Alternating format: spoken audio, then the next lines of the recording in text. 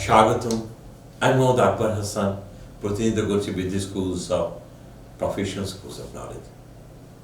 আজকের এই ভিডিওতে আমি অত্যন্ত ভরাক্রান্ত মনেই কথা বলছি। বছরটা কিন্তু পার হয়ে গেল গুটি গুটি করে, কিন্তু বিভৎস একটা বছর কেটে গেল। কত মানুষের মৃত্যু আমাকে দেখতে হলো। সারা পৃথিবী দেখলো মানুষ কিভাবে মুখ থুবড়ে পড়ল। পৃথিবী দেখলো মানুষ কত অসহায় হতে পারে। ছোট্ট একটি জীবাণু যেটা চোখে দেখা যায় না, আমাদের অনেক আপনজনকে কেড়ে নিল। ঘরে ঘরে কান্নার রোল বয়ে এলো। আমি তাদের সাথে একত্রতা পোষণ করছি। আমি হয়তো আপনাদের কিছুই করতে পারবো না, কিন্তু দুঃখের সাথী হতে চাইলাম। সেটাই হচ্ছি। আজকে এই কোভিড আমাদেরকে শুধু আমাদের বা আমার ব্যক্তি না, সারা বিশ্বকে নাড়া দিয়ে গেল। আমরা হতাশাগ্রস্ত হয়ে গেলাম, আমরা অসহায় হয়ে গেলাম। আজকে আমাদের যে দাপট ছিল, আমরা অনেক অনেক বড়, অনেক কিছু করতে পারি। আমাদের এ কথাটা আজকে বলতেই হয় যে আমাদের এতটাই বোমারুক বিমান আছে, আমাদের ছোট্ট বিমান আছে, আমাদের বোম আছে, আমরা অফুরন্ত মানুষকে মেরে ফেলতে পারি। কিন্তু কোভিড দেখে গেল, আমাকে তুমি দেখতেও পাবে না, কিন্তু আমি তোমাকে নিঃশেষ করে দেব।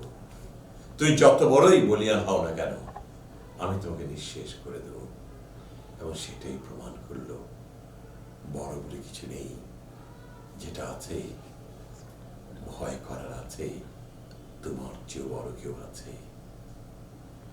এটাই আজকে কোভিড প্রমাণ করে দিল। আমি তোমাকে দেখতে দেব না, কিন্তু তোমার সর্বনাশ ডেকে আনবো। এখান থেকে আমাদের অনেক শিক্ষার আছে। মানব সভ্যতা যেভাবে বিকশিত হওয়ার কথা ছিল, সেটা কিন্তু কলঙ্কিত হচ্ছিল। কোভিড কিন্তু থামিয়ে দিল, ওখানে বলে দিল একটু সতর্ক হও।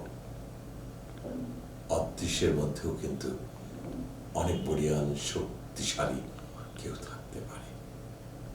যাই হোক, আমাদের এই বছরটা যত কিছু হোক না কেন, আমাদের বছরটা কিন্তু সুন্দর কাটলো না। কেউ হারালো চাকরি, কেউ হারালো ব্যবসা, কেউ হারালো সন্তান, কেউ হারালো মা এবং বাবা। কিছু বলার নেই। শুধু দর্শকের মধ্যে শুধু দেখেই গেলাম, উপভোগ করলাম। শুধু দুপুরের চোখের জল ফেলা ছাড়া আর কিছুই রইল না। কোভিড কি কি করেছে?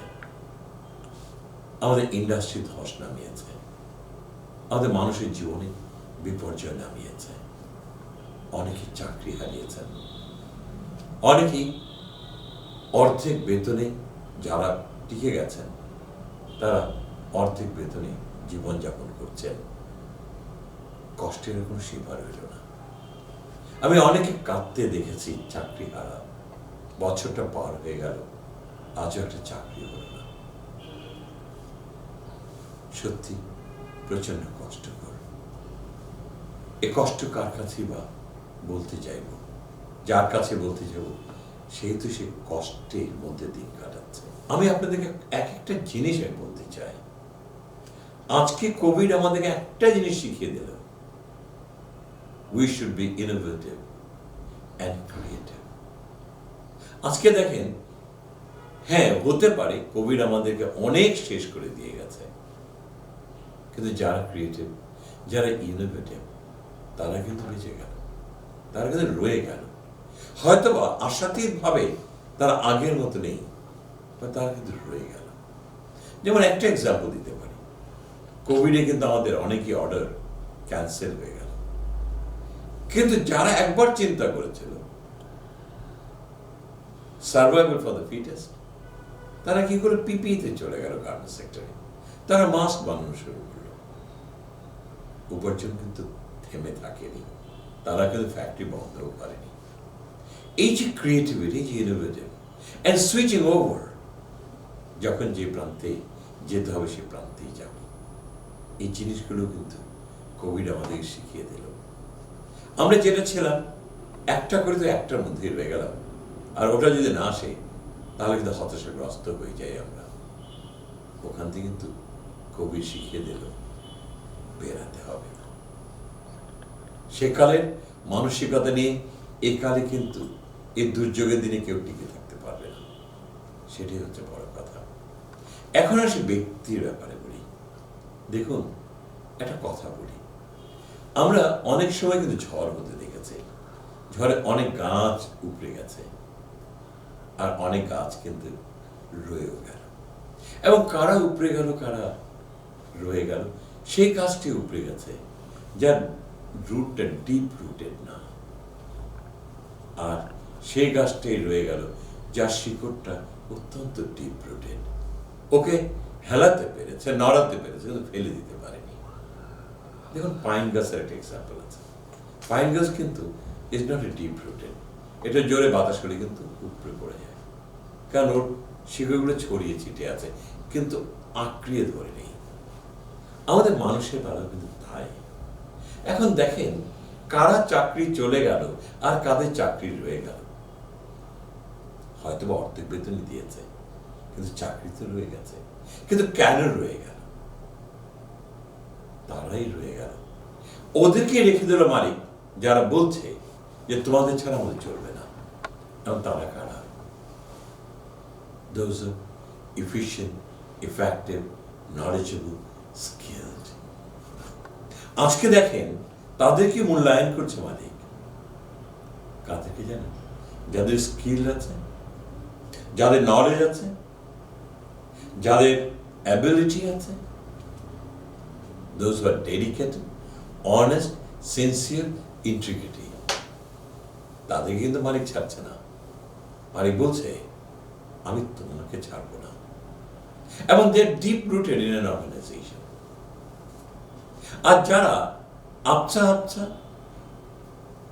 ফুললি স্কিলড না সেমি স্কিলড, সততার অভাব, দক্ষতার অভাব, ইন্টিগ্রিটির অভাব, অনেস্টির অভাব, মালিক বলছে ওদেরকে আপাতত ছেড়ে দাও। তাদেরকে ছেড়ে দিচ্ছে যারা ডিপ রুটেড না। আজকে কিন্তু এই একটা জিনিস কিন্তু আমাদের সবাইকে আঙ্গুল দিয়ে দেখিয়ে দিল এই কোভিড সিচুয়েশনে। কোভিড আমাদের কিন্তু শিখাতে কমও শিখিয়ে গেল না। আজকে আপনি নিজেকে বিশ্লেষণ করে দেখুন, নিজেকে এক প্রান্তে দাঁড় করুন, আরেক প্রান্তে অন্যকে দাঁড় করুন। আপনি কেন চলে গেলেন আর ও কেন রয়ে গেল? আজকে বিদ্যার কোনো বিকল্প নেই, শিক্ষার কোনো বিকল্প নেই, যোগ্যতার কোনো বিকল্প নেই। আজকে আপনি যত বেশি যোগ্য হবেন, যত বেশি দক্ষতা থাকবে, যত বেশি নলেজ থাকবে, ততই আপনি সমৃদ্ধি হবে। আমি সবসময় একটা কথা বলি, যদি নাই শিখলেন জানবেন কি করে, যদি নাই জানবেন তাহলে করবেন কি করে, আর যদি নাই করবেন আপনি রাখবেন কেন, সেই প্রশ্নটাই হচ্ছে। আজকে সেই জিনিসটা আপনাকে বিশ্লেষণ করতে হবে। আমি কতটা জানি আর কতটা জানি না, কতটা করি কতটা করি না, কতটা নিবেদিত কতটা নিবেদিত না, কেন চলে যাচ্ছি। সে কারণে বুঝি শিখতে হবে। You have to train yourself. আপনি নিজেকে ট্রেন না করেন আপনি শিখবেন না, না শিখলে আপনি করতে পারবেন না। যদি করতে না পারেন নিজেকে যোগ্য বলে দাবিও করতে পারবেন না। And that is very important to learn today. Training এর কোনো বিকল্প নেই, and ট্রেনিং থেকে আপনাকে শিখতে হবে। Training and development is very important. অনেক অর্গানাইজেশনও কিন্তু বন্ধ হয়ে যাচ্ছে। কেন? দক্ষতার অভাব। কার দক্ষতা? আমার এমপ্লয়ির দক্ষতা। আমরা শিখাতে চাই না, আমরা জানাতে চাই না, আমরা করাতে চাই। আপনি করাতে চান কিন্তু আপনি শিখাতে চান না, তার মানে আপনি একজন সেমি স্কিল দিয়ে আপনি আপনার দক্ষতা বাড়াতে চান। তাহলে কেমনে হবে? সেটা তো হওয়া সম্ভব না। আমরা অনেক সময় কিন্তু আমরা ইনভেস্ট করি on machines, but you don't invest on human man power, human resource ম্যানেজমেন্টে, হিউম্যান রিসোর্স ডেভেলপমেন্টে।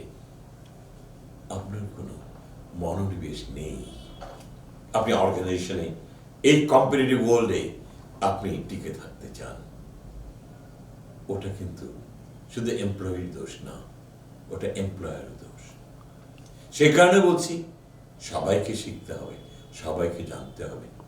ট্রেনিং অ্যান্ড ডেভেলপমেন্টের কোনো বিকল্প নেই, and that is very important today. এবং তার কাছ থেকে শিখতে হবে, who is a very knowledgeable person and who is a wide experience, যিনি করেছেন